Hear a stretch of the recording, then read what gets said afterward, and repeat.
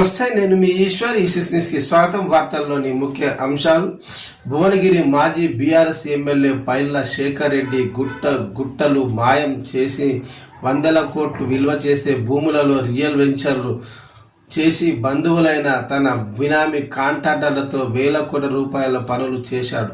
ఇలా ఒకటి కాదు, రెండు కాదు, ఆ మాజీ ఎమ్మెల్యేపై వరుస కథనాలు, ఆరోపణలు వెల్లువెత్తుతున్నాయి. ఈ కుంభకోణంకు సంబంధించి కాంగ్రెస్ సర్కారు విచారణకు గ్రౌండ్ ప్రిపేర్ చేస్తుండడంతో సదరు బీఆర్ఎస్ నేత భయంతో నియోజకవర్గానికి రావడం లేదట. కారు గుర్తుతో గెలిచి 10 ఏళ్లు ఎమ్మెల్యేగా దందాలు నడిపిన ఆయన ఇప్పుడు ఎటు పారిపోయారో కూడా అంతుపట్టడం లేదు అంటున్నారు. భువనగిరిలో బీఆర్ఎస్ పరిస్థితి అగమ్య గోచరంగా తయారైంది. బీఆర్ఎస్ పార్టీని నడిపించే నాయకుడే కనపడకుండా పోయాడు. దీంతో పార్టీ క్యాడర్ పక్కచూపులు చూడడం మొదలుపెట్టింది.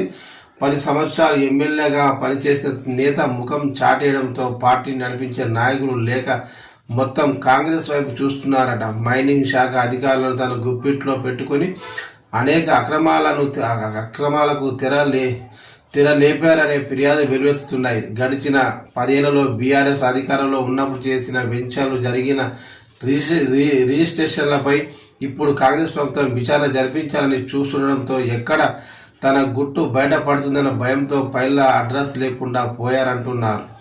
ముఖ్యంగా తన సొంత బంధువులను కాంట్రాక్టర్లుగా పెట్టి దొడ్డిదారిన టెండర్లు దక్కించుకొనో లేకపోతే నామినేటెడ్ పద్ధతి ద్వారా పనులు చేసుకొనో మాజీ ఎమ్మెల్యే వేల కోట్ల ప్రభుత్వ ధనాన్ని దుర్వినియోగం చేశారనే ఆరోపణలు నియోజకవర్గంలో బహిరంగంగానే వినిపిస్తున్నాయి. రాయగిరి రెవెన్యూ పరిధిలో 200 ఎకరాల భూమి రియల్ ఎస్టేట్ వెంచర్ నుండి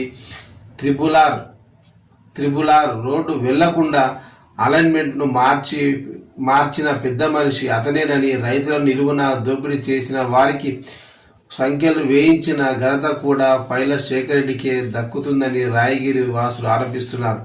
ఆ క్రమంలో పైళ్ల శేఖర్ రెడ్డి తన అక్రమాలపై ఫైల్స్ రెడీ అవుతున్నాయన్న భయంతో నియోజకవర్గం నుంచి పారిపోయారంటున్న